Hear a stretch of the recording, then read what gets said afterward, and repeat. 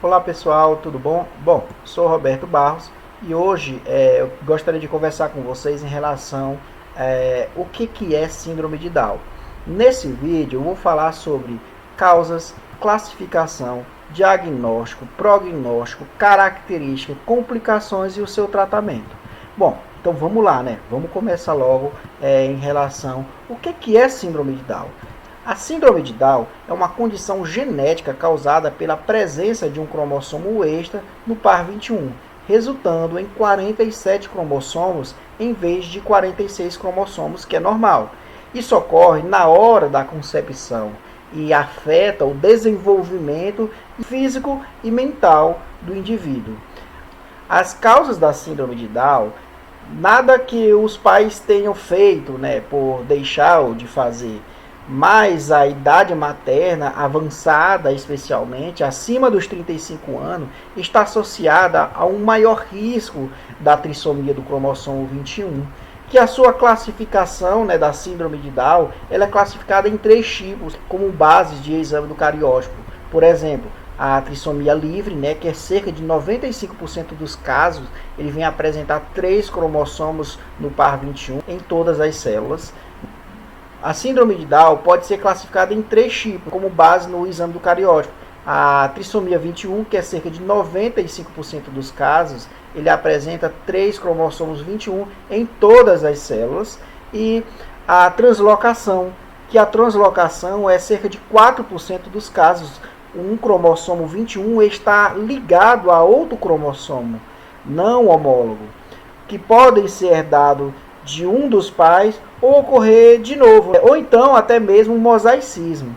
Esse mosaicismo ele ocorre cerca de 1% dos casos. A presença de 2 ligações celulares, uma com a trissomia do 21, outra com o cariótipo normal, no 46 cromossomos. Geralmente apresenta um fenótipo mais brando. O diagnóstico de síndrome de Down ele é essencial para determinar um prognóstico, com uma orientação para um tratamento, a realização e um acolhimento genético familiar.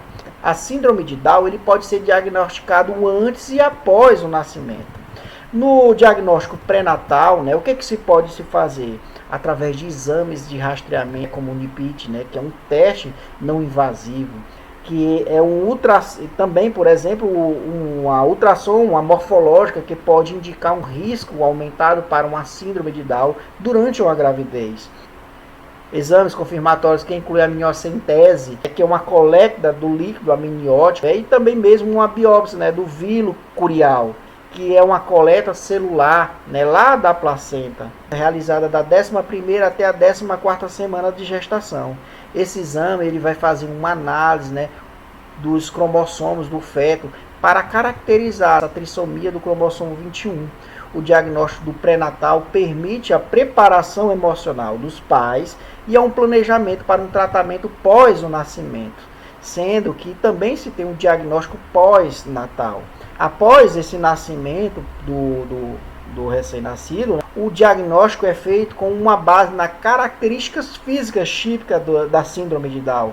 O exame do cariótipo, que é uma análise dos cromossomos, é realizado com uma amostra de sangue do bebê para uma confirmação da trissomia do cromossomo 21, que vai fazer uma detecção das translocações, e o cariótipo também ele vai determinar o risco recorrente futuro dos seus filhos, que é baixo, exceto quando um dos pais, né, que é portador de translocação envolvendo o cromossomo 21. Mas o prognóstico da síndrome de Down ele é melhor em comparação em outros distúrbios causados por cromossomos extras. A expectativa média de vida de um paciente que tem síndrome de Down é de cerca de 60 anos. Tem casos de pessoas que vivem até os 80 anos. No entanto, o processo de envelhecimento é bastante acelerado, com possíveis desenvolvimentos precoces de sintomas de demência, né, por exemplo. Mas a gente pode observar nesses pacientes algumas características clínicas especiais, como assim, características físicas da síndrome de Down, por exemplo, que é aquela raiz do nariz achatada, as fendas palpebrais oblíquas, né, aquele olhinho um pouquinho puxado, uma hipotonia muscular, mãos e dedos curtinhos, as pregas palmar única, ou podemos se falar que uma prega semeana, e uma baixa estatura. A gente pode observar também até o pescoço, né? O pescoço que ele tem aquelas covinhas, aquelas dobrinhas no pescoço. Outras manifestações comuns que a gente pode observar também é o atraso no desenvolvimento psicomotor, que vai ser avaliado aquele atraso de desenvolvimento psicomotor. Como assim? A criança ela demora a se sentar, demora a pegar, por exemplo, um lápis, demora a andar. Então e também ela tem uma deficiência intelectual, né, com grau variável, leve ou até alto ou moderado. Maior risco de defeitos cardíacos congênitos, com problemas gastrointestinais, distúrbio endócrino e perda até mesmo auditiva ou visual, né? No entanto, é importante lembrar que cada indivíduo é único e pode apresentar vários fenótipos, né, diferentes ou variados um do outro. Então, um pode ser diferente do outro. Então, deve-se sempre atentar que não é uma pessoa que tem síndrome de Down que vai apresentar todos essas características. Não, ele pode apresentar variáveis, alguns desses, alguns leves, outros não, outros bem característicos. Então, algumas complicações que pessoas com síndrome de Down podem ter, por exemplo, problemas congênitos cardíacos, né, que cerca de 50% de pessoas que têm síndrome de Down, eles têm problema cardíaco. Problemas gastrointestinais, que é uma média mais ou menos de cerca de 6% de casos de pessoas que têm esse problema de gastrointestinais. Também um maior risco de desenvolvimento de doenças como hipotireoidismo, por exemplo, doença celíaca e também diabetes tipo 1 e leucemia.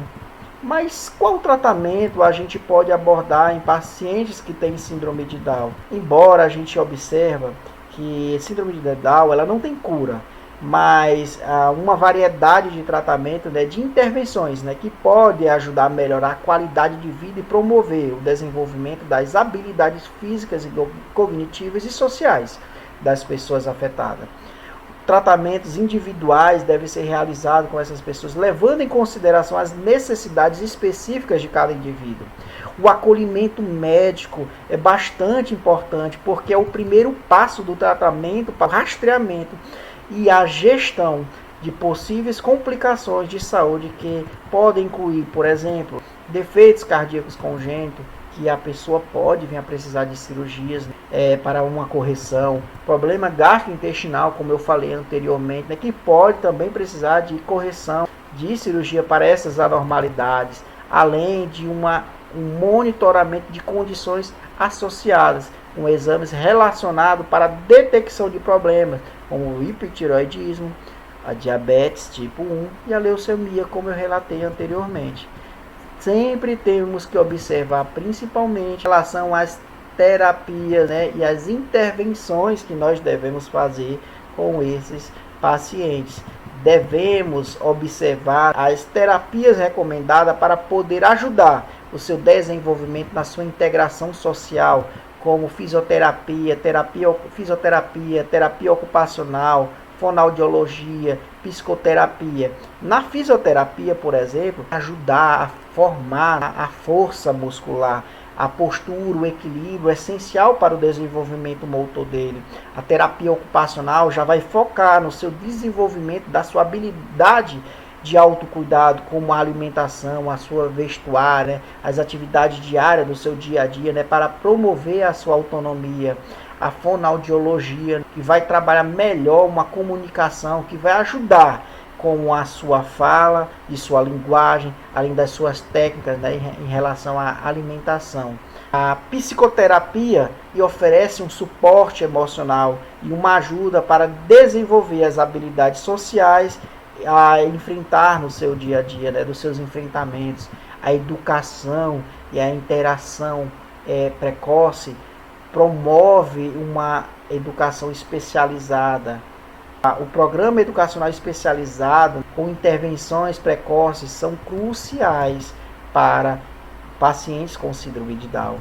Programas de educação especializados e intervenções precoces são cruciais para pacientes com síndrome de Down.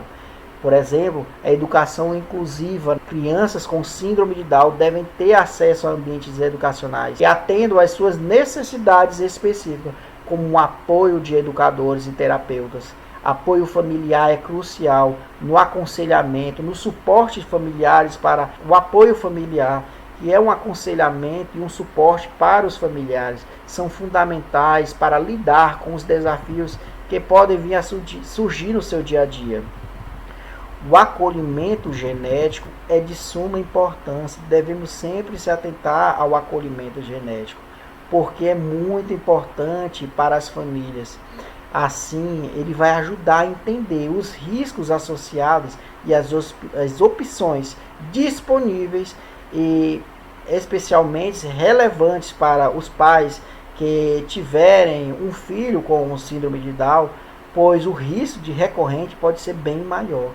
Então é muito importante o acolhimento genético aos pais, que os médicos devem ter com os pais.